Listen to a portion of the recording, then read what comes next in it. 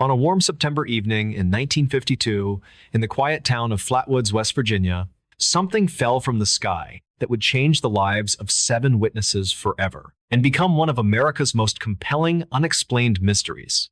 What began as a simple investigation of a crashed object on a hillside farm transformed into a terrifying encounter with a creature that defied all rational explanation. A being so bizarre, so otherworldly, that even today, more than 70 years later, researchers and skeptics alike struggle to make sense of what happened that night.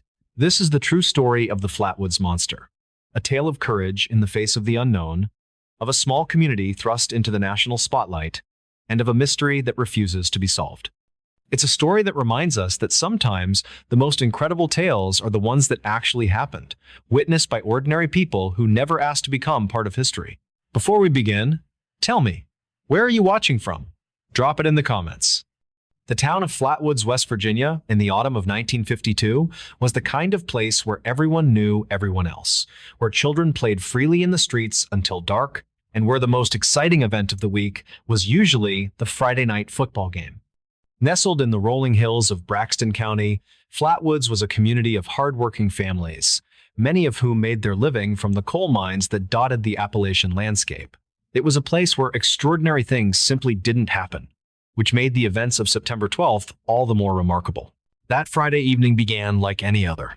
As the sun began its descent behind the hills, painting the sky in shades of orange and pink, a group of boys were playing football on the playground of the Flatwoods Elementary School. There were 6 of them: brothers Edward and Fred May, aged 13 and 12, their friend Tommy Heyer, who was 10, and 3 younger boys, Neil Nunley, who was 14, Ronnie Shaver, 10, and Eugene Lemon, 17, who was technically supervising the younger children, though he was enjoying the game just as much as they were. It was approximately 7:15 in the evening when Neil Nunley first saw it. He'd been looking up at the darkening sky when something caught his eye, a bright red object streaking across the heavens, leaving a trail of fire behind it. "Hey, look at that!" he shouted, pointing upward. The other boys stopped their game immediately, following his gaze. They watched in amazement as the fiery object arced across the sky, clearly visible against the twilight. It wasn't moving like an airplane or anything they'd seen before. It seemed to pulse with an inner light, and it was descending rapidly, heading toward the hills behind the May family farm. "It's going to crash!" Fred May exclaimed, his eyes wide with excitement. The boys watched as the object disappeared behind a hill about half a mile away, near a property owned by a local farmer named Bailey Fisher. They hadn't heard an explosion or any sound of impact, which struck them as odd, but their curiosity was too strong to ignore. Whatever had fallen from the sky, they wanted to see it. Eugene Lemon, being the oldest and arguably the most adventurous, immediately suggested they investigate. "Come on, let's go see what it was. Maybe it's a meteor or something." The May brothers ran to their home to tell their mother, Kathleen May, what they'd seen. Mrs. May was a practical woman, a beautician who ran a small shop from her home, and she was initially skeptical of the boys' excited story. But their enthusiasm was infectious, and she could see through her kitchen window that several neighbors had also noticed the strange object in the sky and were standing in their yards looking toward the hills. "Please, Mom, can we go look?" Edward begged. "Eugene is going to take us." Kathleen hesitated. On one hand, it was getting dark, and sending children up into the hills at night wasn't the wisest decision. On the other hand, if something had actually crashed up there, it might be dangerous, and it wouldn't hurt to check it out. Besides, the thought of a meteor landing so close to town was admittedly intriguing. "I'll go with you," she decided. "But we're taking a flashlight, and if it looks dangerous, we're coming right back down." The group that assembled for the expedition consisted of Mrs. May, her 2 sons, Eugene Lemon, Tommy Heyer, Neil Nunley, and Ronnie Shaver. Eugene's dog, a large and normally fearless hound named Ricky, also joined them, trotting ahead of the group as they began their trek up the hill. The path took them through the May family's property and onto the Fisher farm. The evening air was warm and humid, typical for September in West Virginia, and filled with the sounds of crickets and the distant calls of night birds. The boys chattered excitedly as they climbed, speculating about what they might find. Eugene Lemon led the way with a flashlight, while Mrs. May kept close to her younger son, Fred, who at 12 was the most nervous of the group. They'd been walking for about 15 minutes, following a worn path that led up the hillside, when Ricky suddenly stopped. The dog, which had been bounding ahead with tail wagging, came to an abrupt halt. The hackles on his back rose, and a low growl rumbled from his throat. Then, without warning, he turned and ran back down the hill, whimpering. "Ricky!" Eugene called after the dog, but the animal didn't stop or look back. It disappeared into the darkness, heading home. "That's strange," Mrs. May said, her voice uncertain. "That dog isn't afraid of anything. Maybe we should go back," Fred suggested. But the others were already moving forward, drawn by curiosity and the excitement of potential discovery. As they crested the hill and approached a clearing near the tree line, they became aware of a strange smell in the air. It was metallic and acrid, reminiscent of burning metal or electrical equipment, but with an organic quality that made several of them gag. The smell grew stronger as they approached, and a mist seemed to be settling over the area, unusual given that the evening had been clear. "There's something up ahead," Eugene said, pointing his flashlight toward a large oak tree about 50 yards away. "I can see some kind of light." They moved closer, and that's when they saw it. Resting beneath the oak tree was a large, pulsing sphere of light, roughly the size of a small car. It glowed with a reddish-orange hue, and the light seemed to throb rhythmically, like a heartbeat. The grass around it appeared to be flattened or scorched, and the strange mist seemed to be emanating from the object itself. "Is that a meteor?" Tommy whispered. "Meteors don't glow like that," Mrs. May said, her voice tight with a fear she was trying to suppress for the sake of the children. As they stood there, trying to make sense of what they were seeing, Eugene's flashlight beam swept to the left of the glowing sphere, and that's when they saw the creature. The light caught it directly, and for a moment, time seemed to stop. It was standing beneath the oak tree, partially obscured by the low-hanging branches. The thing was enormous, towering at least 10 feet tall, though estimates would vary among the witnesses in the years to come. The most striking feature was its head, if it could be called a head. It was shaped like an ace of spades, or perhaps a broad hood, colored a dark red or burgundy.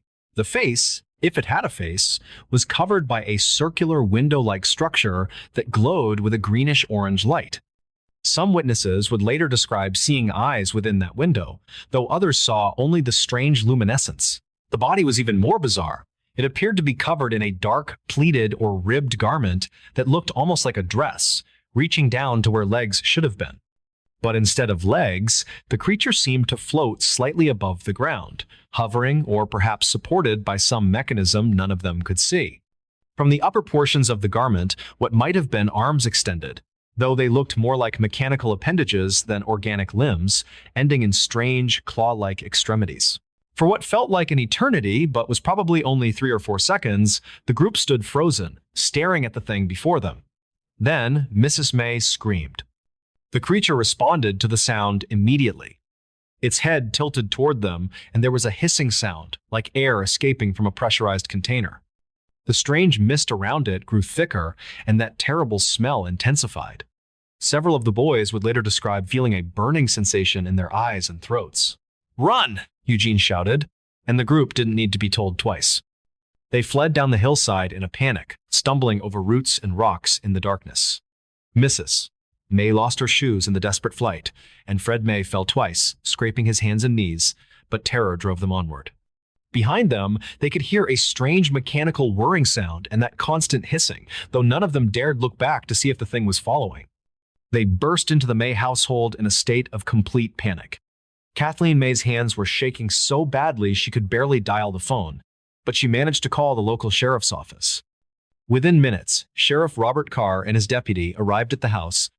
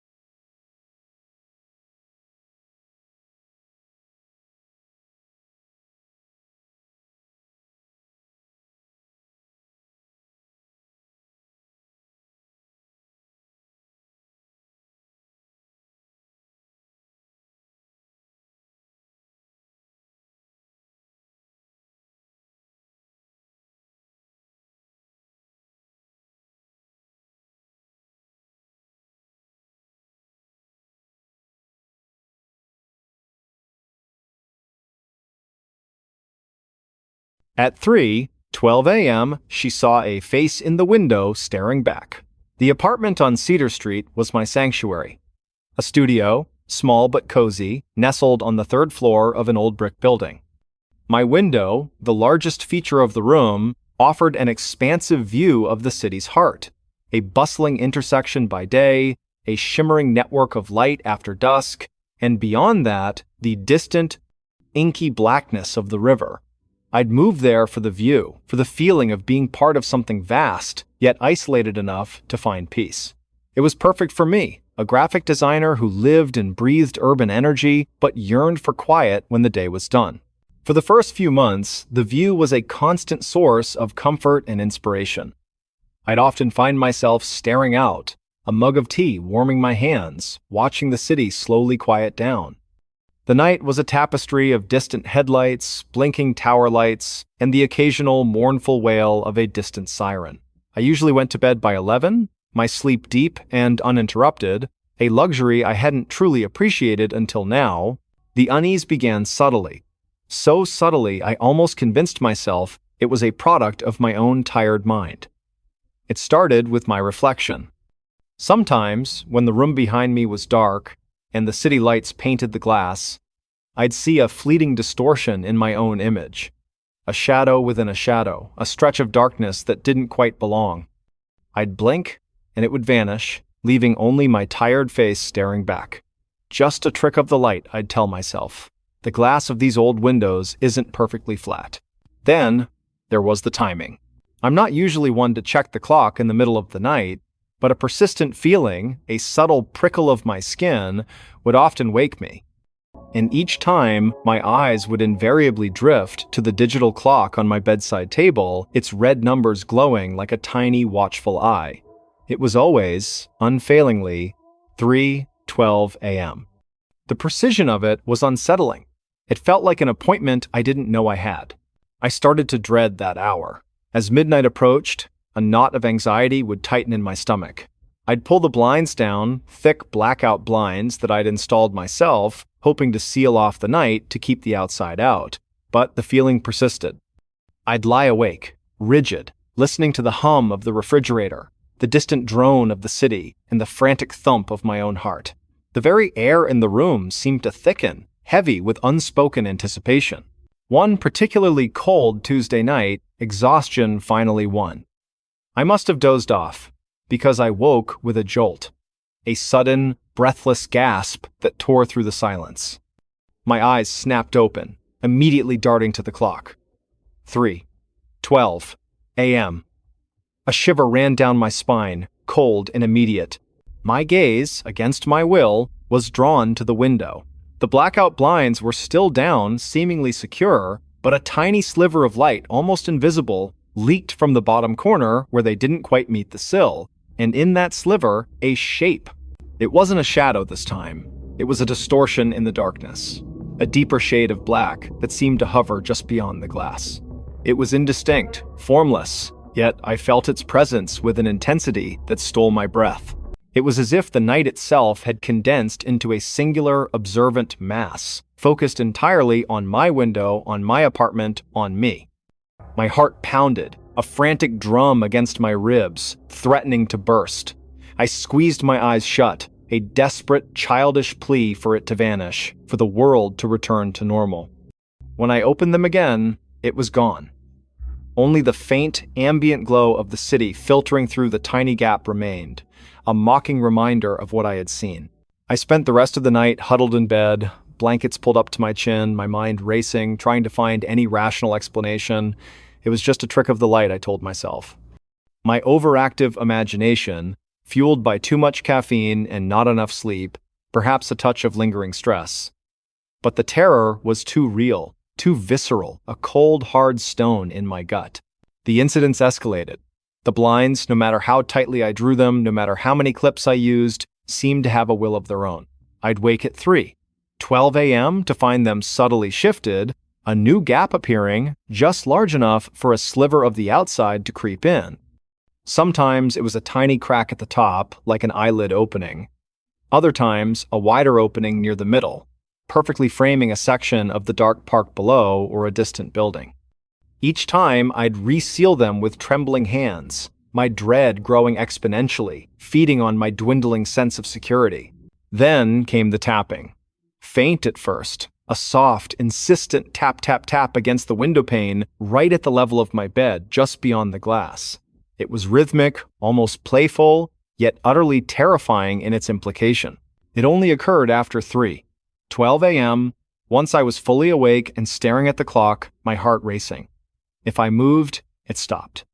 If I closed my eyes, I could still feel the subtle vibration of it through the wall, through the very air, a ghostly percussion. It knew, it absolutely knew I was awake, and it reveled in its knowledge. I started leaving the lights on, bright, harsh lights that chased away the shadows, but the tapping persisted, a silent defiance of the artificial glare, a high-pitched sound cutting through the electric hum.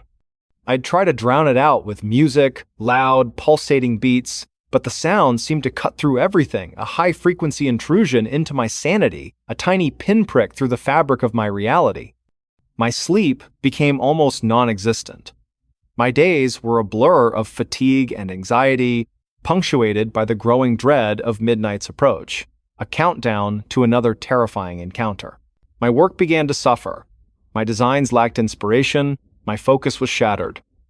My friends noticed. "Emily, you look terrible," my best friend Sarah said over coffee, her eyes filled with genuine concern. "What's going on?" "You're never like this." I mumbled something about a demanding project, about the city noise, about the pressures of a busy life.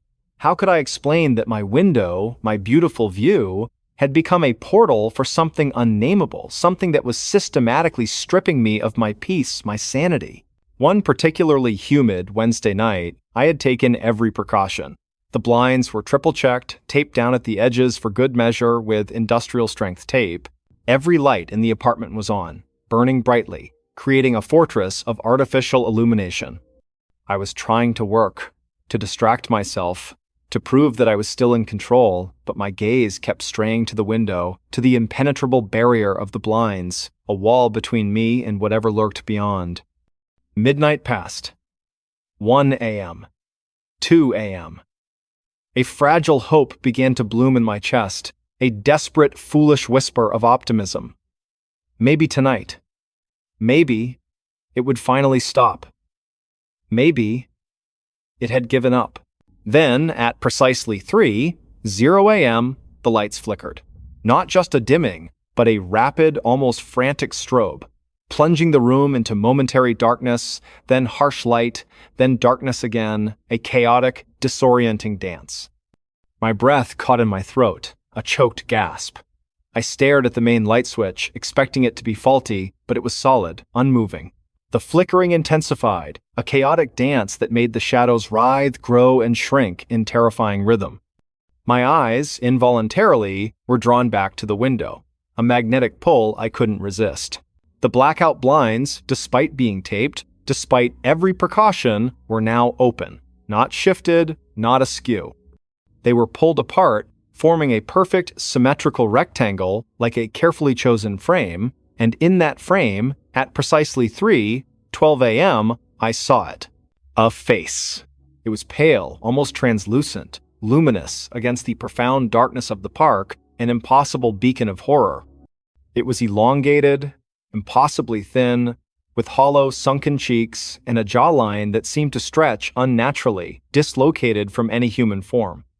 The skin was smooth, featureless, like old porcelain, or perhaps the surface of an ancient petrified egg, but for two enormous, perfectly round black eyes that absorbed all light, all hope, all joy.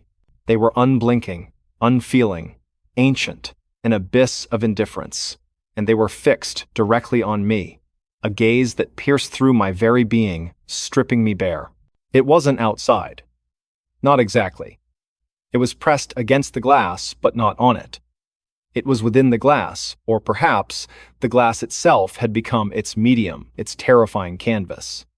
Its features seemed to ripple and distort with the faint reflections of my brightly lit apartment, the harsh overhead glare illuminating its horrifying stillness, as if it were a part of the window, a terrible, living stain, a malignant growth.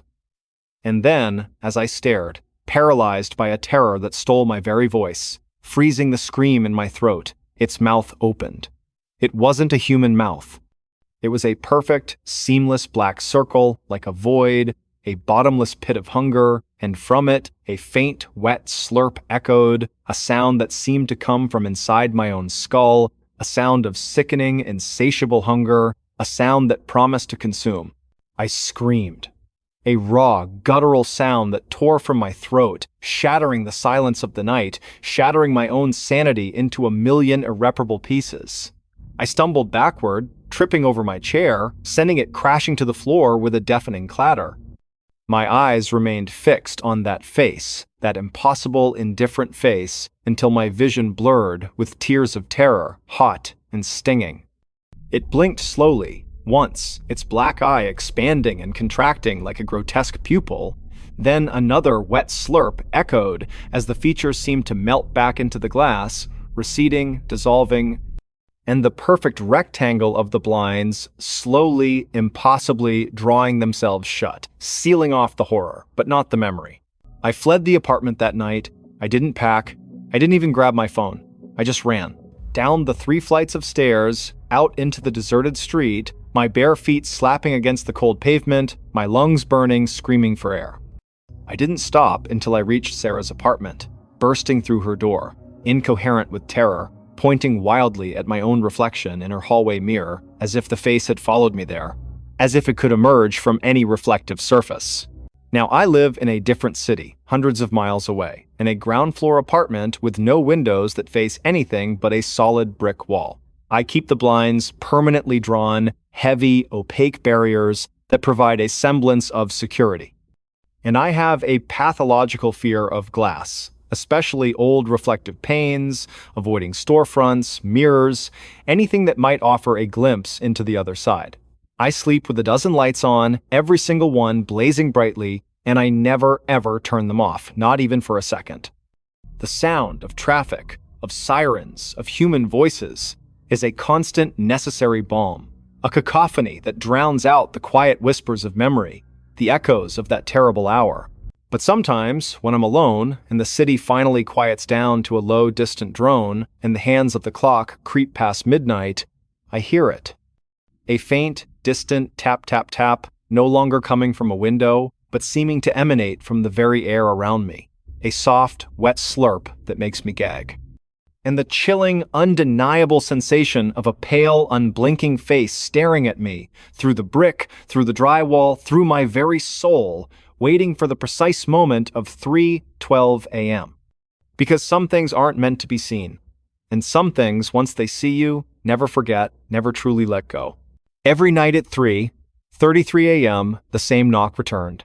The first time it happened, I was half asleep on a borrowed mattress in a bungalow on Ashbury Avenue, the kind of place you rent because it looks honest from the curb.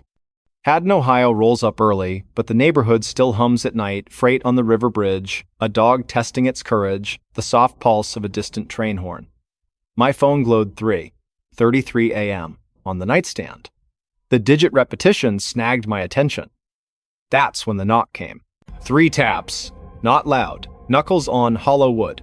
From the front door, I held my breath like a kid hiding under a blanket.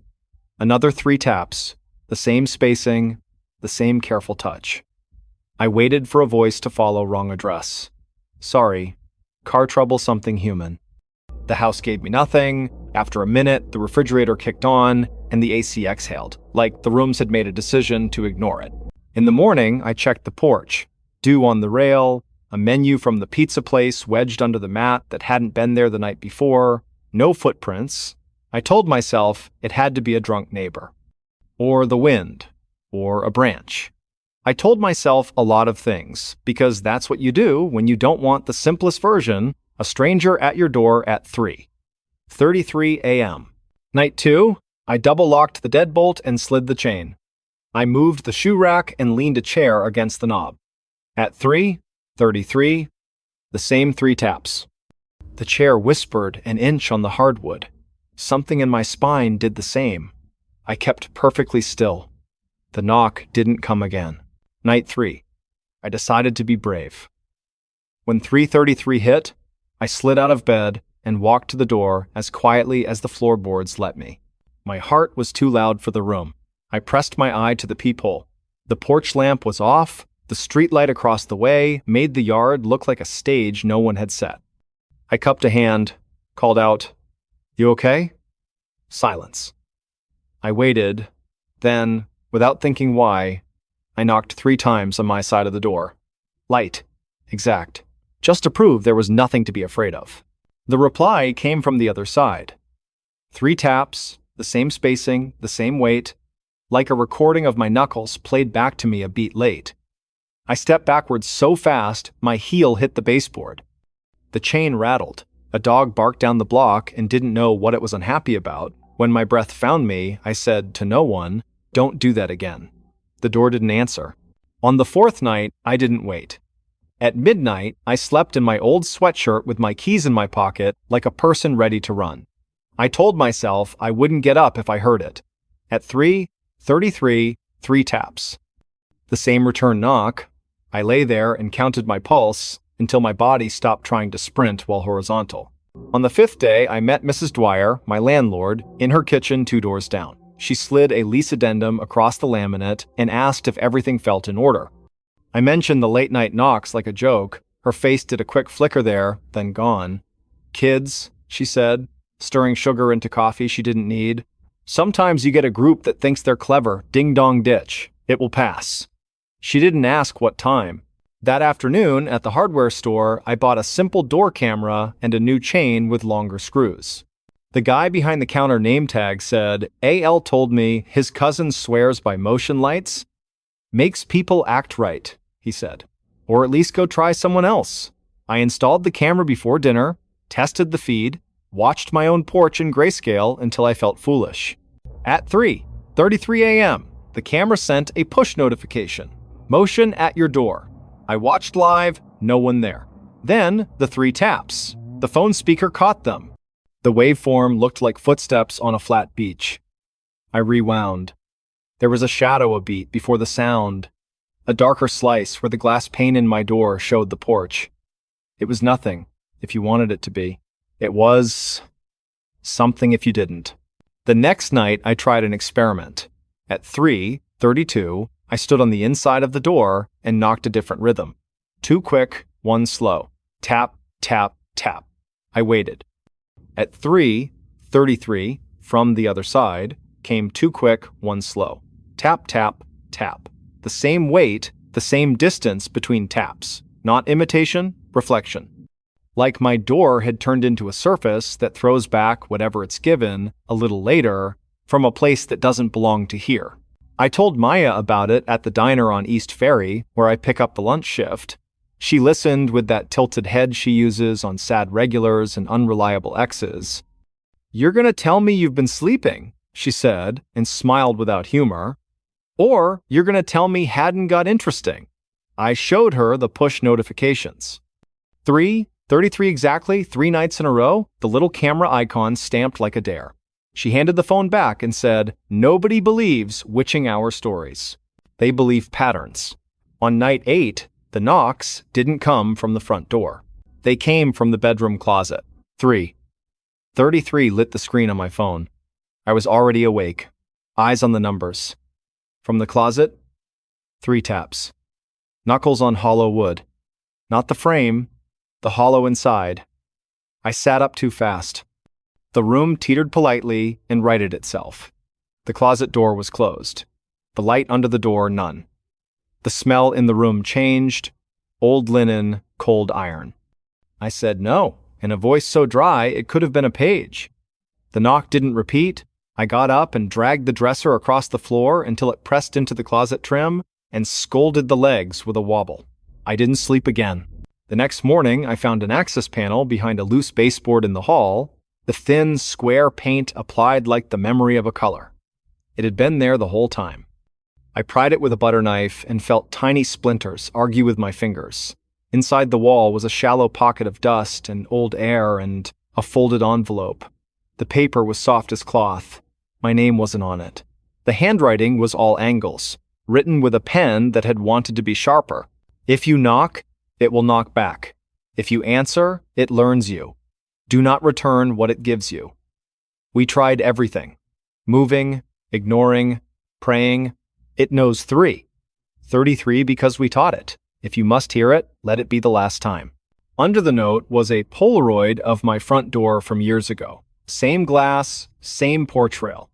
The timestamp was just the month and day, but the shadow in the glass was familiar. A darker slice where something stood that refused to register as a person. I stopped knocking back. Night 9, 3:30, 3 taps at the front door. I lay frozen. No reply. Night 10, 3 taps at the bedroom window. The shade breathed in and out like a sleeping animal. I did not move. Night 11, 3 taps at the bathroom door. I was awake, sitting on the edge of the tub because the hot water and the white tile felt like control. The knock came as if my house had learned which room held my attention and decided that mattered. I whispered, "You don't live here," and immediately felt ridiculous and immediately felt less alone. On night 12, I lost my temper. My father says stubbornness is a family hobby. At 3:33, when the knocks came from the hall closet, 3 taps, precise like good punctuation, I opened the door. I don't have a better explanation than this. The dark inside seemed deeper than what a closet can hold. The air was colder by a degree you could feel on your teeth. I said, "I'm not playing with you," and shut it gently, firmly. The 3rd tap landed as the latch seated on my side. Like a hand had finished the gesture for me. My stomach did a small, slow roll. After that, the knocks spread. Not louder, not faster, just more patient. The kitchen wall by the table, the headboard, the floor near the bed. Always 3. Always 3. 33. If I fell asleep on the couch, they came from the firebox. If I stayed up in the kitchen, the pantry door breathed and then remembered not to. I stopped telling people. When you talk about a thing, you feed the part of it that wants your mouth. Mrs. Dwyer texted me one afternoon asking if everything was still settled.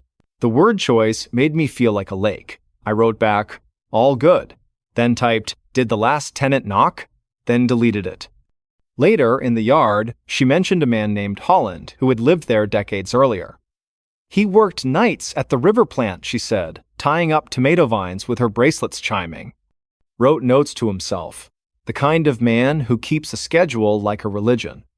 After he passed, the house still felt timely. That make sense? I said yes because I didn't know what else to do. I put down rugs, I added a second chain, I wedged felt between hinge and jamb so the doors would have to commit to moving. I told myself it was just a habit in the bones of a building, like light through old glass making rainbows you didn't ask for. I told myself a lot of things. On night 19 at 3:33, the porch camera finally saw a shape. Not a face, a gap. A place where the image failed briefly, person-shaped in front of the glass. The knocks came, soft on the inside of the door, as if the house had turned itself around when I wasn't looking. I watched live on my phone and felt the floor under my feet like a boat. Then, this is important, I did nothing. I didn't approach, I didn't speak, I let the minute roll over me like a small wave and die on the shore. The shape evaporated across the pixels. The knocks didn't stop after that, but they weakened. 3 soft taps, like a memory of knuckles. A week later, 2 taps. Then, silence. I slept 7 hours in a row and woke with tears in my eyes, embarrassed and grateful and angry that my body had played the role of courtroom witness for so long. On the first quiet night, at 3:33, the ice maker snapped and dropped cubes, and I laughed too hard for the hour. I told the empty room, "That's more like it." The room, in return, did nothing. It felt like a victory. There's an odd thing you don't expect. When the knocking stopped, I missed the certainty of it. Terror is terrible, but predictability gives you something to push against. In the new quiet, my mind tried to invent taps where there were none. I would hear a truck hit the seam on Ashbury, and my heart would sprint. I would tap the counter with my fingertip without meaning to, and hold my breath waiting for the reply that didn't come. Months later, on a storm night, thunder sat on the roof and rattled the dishes, and I woke 3:33 on the phone to 3 knocks. Not the door, not the walls, the headboard. soft. Familiar, I put my palm flat on the wood and said, I don't return knocks anymore. The fourth tap never came. I still live on Ashbury. The porch camera sends me motion alerts when a raccoon with too much confidence decides to argue with the trash lid. The Friday night crowd stumbles past around midnight when the bowling alley closes. I sleep with the door chained and the hallway light off. Sometimes I take out the envelope from the wall and read the note I didn't want to believe. Sometimes I imagine the man who wrote it sitting in the same kitchen chair, deciding which version of his life to feed. People ask if I ever figured it out. I don't tell them about the recording of my own knock coming back through a door that forgot what side it was. I say the house was settling. I say the camera was glitchy. I say I was tired. Those are all true in their way. This is also true. If you knock, something will decide that you owe it the knock back. If you answer, it learns you. If you stop, eventually, it goes looking for someone who still believes doors are just doors. And when the night leans on the porch rail and tests its weight at 3:33, I keep still, let it knock, let the minute pass, and let the house return to the business of being a place where a person can finally sleep. The face in the mirror moved before she did. The first time the face in the bathroom mirror moved before she did, it was 12:11 a.m. In a third-floor walk-up over a thrift store on Maple and 6th, where delivery trucks made the sidewalk tremble before dawn and a soda machine coughed coins at odd hours, Evelyn Cross had left the light above the sink on low so the apartment wouldn't feel like an empty theater. She woke thirsty, padded in with the kind of steps you take in someone else's house, even when it's yours, and reached for the glass turned upside down by the faucet. In the mirror, Evelyn's reflection lifted her hand, and then Evelyn followed. It was small, a beat out of order, like a dubbed movie, with the sound just wrong enough to itch. She froze. The bulb hummed. The old fan in the window ticked twice. She tilted her head left and watched her reflection tilt first by a fraction, landing a breath before her. A joke, she told herself. Fatigue. The kind of trick your brain plays when it thinks it's smarter than your eyes. She waited, counted to 5, then shut the light and went back to bed. At 2:03, she was still awake, listening to the downstairs cooler humming in the thrift store and the freight train that stitched the south edge of town together, thinking about how odd it is when something familiar becomes slightly misfiled. Morning tried to make sense of things. It was rent day, and Mrs. Wynne from the thrift store was already outside, tapping a cigarette into a paper cup at 8:02.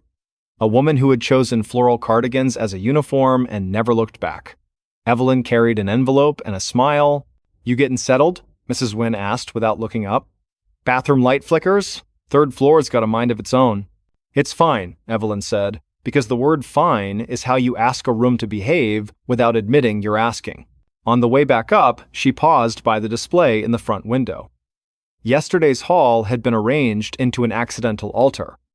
A varsity jacket that smelled like gym air, 3 porcelain birds, a stack of Reader's Digests that would never be read again, and a full-length mirror in a wooden frame with a thin nick like a healed scar along the left side. The price tag said $25 in green marker. She caught her reflection in it, crooked ponytail, dark circles, then the fluorescent inside buzzed, and her reflection looked at her a breath before she looked at it. She told herself she'd imagined it. She paid anyway. The guy from the back, Marcus, easy smile, forearms like he moved furniture for sport, carried it upstairs because the stairs were narrow and gravity, here felt like a suggestion. He propped it against the bedroom wall. Found it in an estate lot, he said, dusting his hands. House up on Miller Ridge. People with money and ugly wallpaper. You want me to anchor it?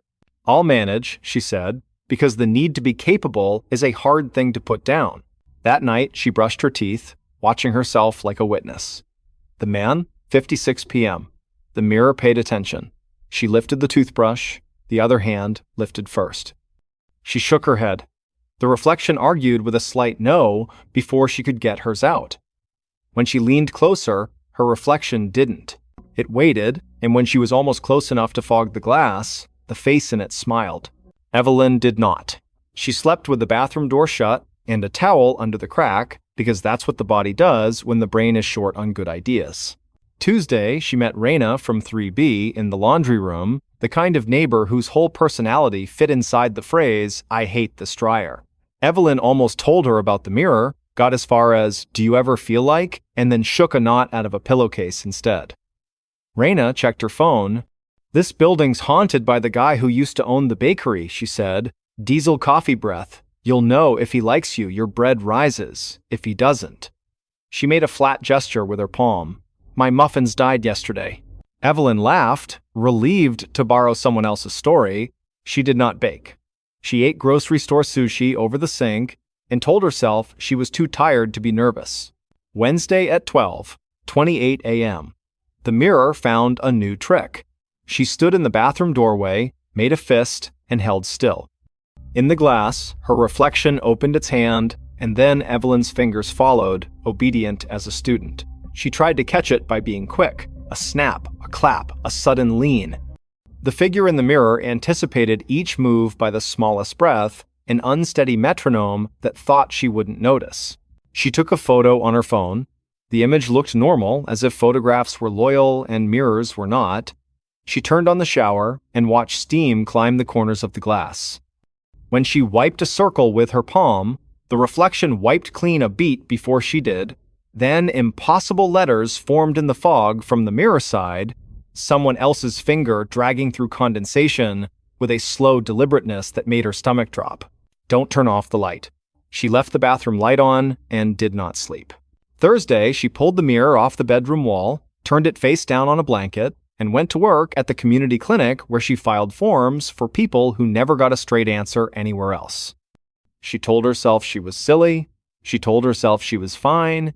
She told herself she would take the mirror back to the thrift store and get her 25 and buy groceries with it. After dinner, she propped it up again because something in her needed to see what it would do. At 1:17 a.m., sitting on the edge of the bed, she raised her right hand. The glass raised its right hand first. She said hello to an empty room and heard from behind the glass the faintest exhale, like someone on the other side had tried to say it with her and missed the timing. At 2:03, the fluorescent in the bathroom buzzed and stuttered out. Darkness poured across the tiles. In the mirror, only in the mirror, the bathroom stayed lit. Her reflection stood under a light that didn't exist. Eyes wide, mouth shaping a word. Not help, not run. Something longer. Then the bulb flared back, and the image snapped into sync, like nothing had been caged behind the glass at all.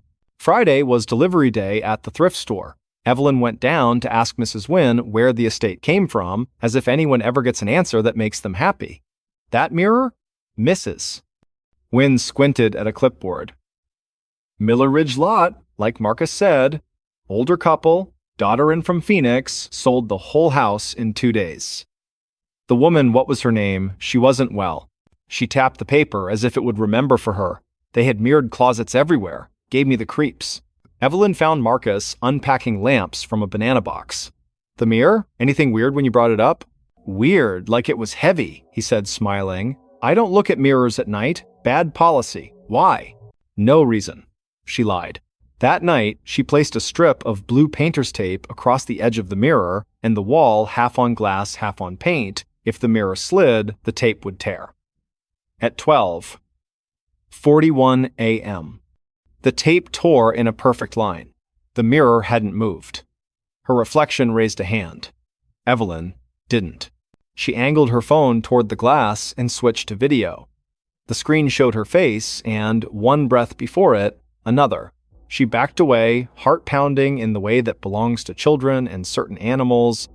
The recording captured a tiny flicker at the corner of the frame, as if a shoulder had leaned out and leaned back, and when she played it again in the morning, the flicker was gone, as if the file had adopted the store policy of not looking at mirrors at night.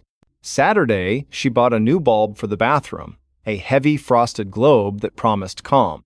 She bought batteries for the flashlight because she wanted to be the kind of person who owned batteries. She bought command strips and anchored the mirror so it would not be tempted by movement.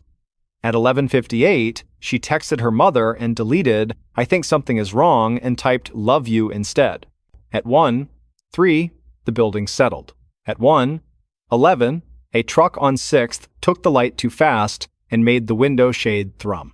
At 1:27, the mirror's face broke into a smile that did not reach the eyes, and Evelyn's mouth stayed still. The person in the glass lifted a finger and slowly, gently made the shape of a no. Evelyn turned her head, because if someone tells you not to look, you look. Behind her, in the dark of the doorway, something stood just outside the bathroom's bloom of light. Tall enough to own the top half of the frame, still enough to be an idea. She didn't scream because her scream was a small animal that had hidden in her ribs and wouldn't be coaxed out. She stared at the mirror instead. Her reflection stared back. The shape in the doorway did not step forward. When the clock slid over to 1:30, the hallway remembered itself, just scuffed paint, the taste of dust, a shadow that knew how to behave. "Don't turn off the light," the mirror had told her. She left it on. Sunday, she stayed out late at a diner on Pine Street where the coffee tastes like hope and the pancakes are a little too sweet. The late shift server knew her name without asking and refilled her cup without comment. Outside, the crosswalk button stuck on walk, and the street sounded like a weather report for tires. When she climbed the stairs, the building felt like a person who'd been holding a breath and let it out when they heard her at the door.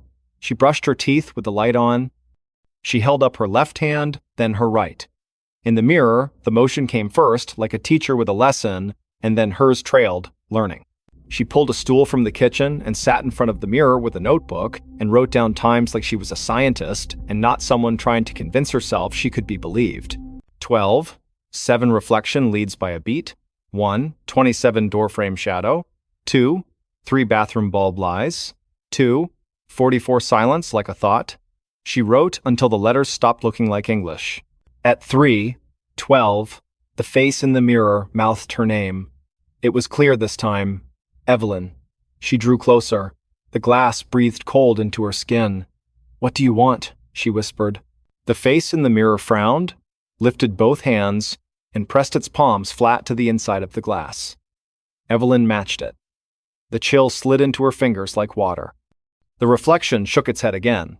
Soft, urgent, then glanced toward the doorway with a look that did not belong to glass at all. She turned. Nobody, just the hallway and the distant cooler downstairs pretending it was an ocean. She turned back. The mirror was empty, just the room, the door, the blank rectangle where a person ought to be. Then her own face arrived, a fraction late, as if she had climbed into it. Monday morning, she took the mirror off the wall. She laid it face down, fixed a towel over it with tape, and leaned it behind the dresser like a secret you promised to keep. The apartment breathed easier.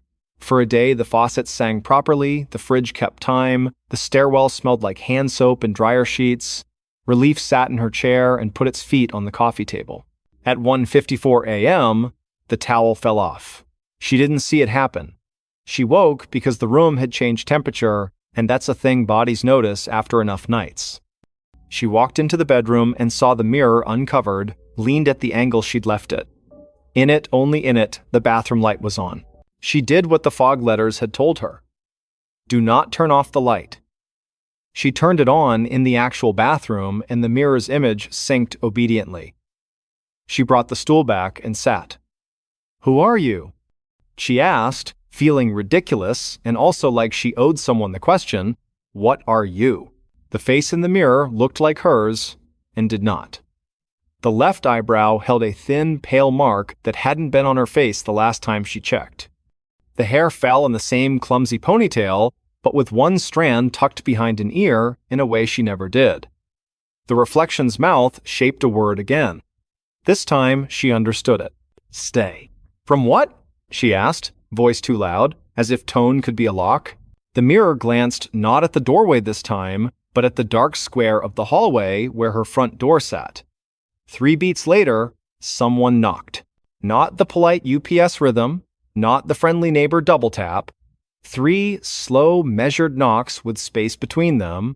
Evelyn stood there, hand on her throat like she'd forgotten where her voice lived. The face in the mirror lifted both hands. Again, don't, and Evelyn did not move. The knocking came again. 3 times, then stopped. Under the door, a shadow lengthened, stood, turned, and went. In the morning, Mrs. Wynne mentioned it while counting the till. We had a break-in on 8th last week. Guy tested doors till he found one stupid enough. You keep your chain on, sweetheart. I do, Evelyn said. She did. Now she did. She started leaving the bathroom light on at night. The bill went up. She didn't care. She slept better when the mirror could keep its end of whatever bargain had been offered.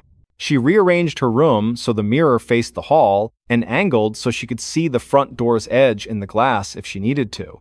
She started setting the chain even when she went down to toss trash and back. Little rules, little lines you don't cross.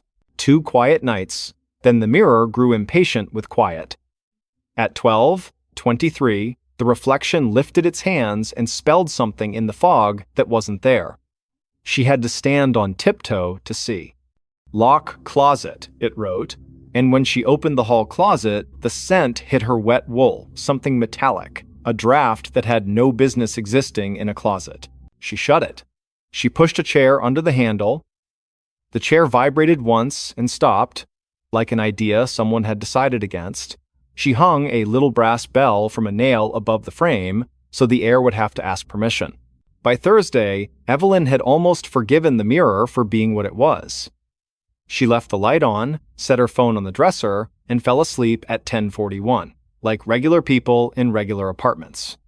At 1:08, she woke to the sound of her name spoken by her own voice from the bathroom doorway. She looked at the mirror. The reflection looked back and did not move its mouth. The voice came again, her voice closer, just to the left of the frame. Evelyn didn't turn. The reflection lifted its hands to the glass, pleading, and shook its head no, no, no, with the determination of someone who has lost an argument before and intends not to lose it again. The voice faded. A car outside found a gear. The building remembered how to be a building. The next afternoon, she went back to the thrift store with the mirror in mind and asked Marcus what the Miller Ridge house had been like, because sometimes you want a floor plan for your fear. He shrugged. Clean, cold, a lot of mirrors. They said the lady sang to them at night. The daughter said it made her dad nuts, like she wasn't singing to him. Did the lady Evelyn stopped, not sure what she was planning to ask? Did anything happen there? Nothing the papers wanted, Marcus said. That's the worst kind. On her way back upstairs, she detoured. Curiosity came dressed as caution. She drove to Miller Ridge, where the houses sit back from the road as if money had taught them posture. The one from the lot was easy to spot fresh paint trying to forget old wallpaper. A for sale sign leaned in the yard like it had nowhere else to be. A contractor's van idled in the drive. Through the window, she saw a room with an oriental rug like the one she'd glimpsed in the glass, and a wall where a mirror had once been the rectangle of cleaner paint, the only proof. She didn't knock. She stood on the sidewalk and listened. No singing, only a leaf blower somewhere behind the pines and the vague electric hum of places that have been emptied and are trying not to echo. On the curb, someone had left a box marked linens. She didn't touch it. She went home.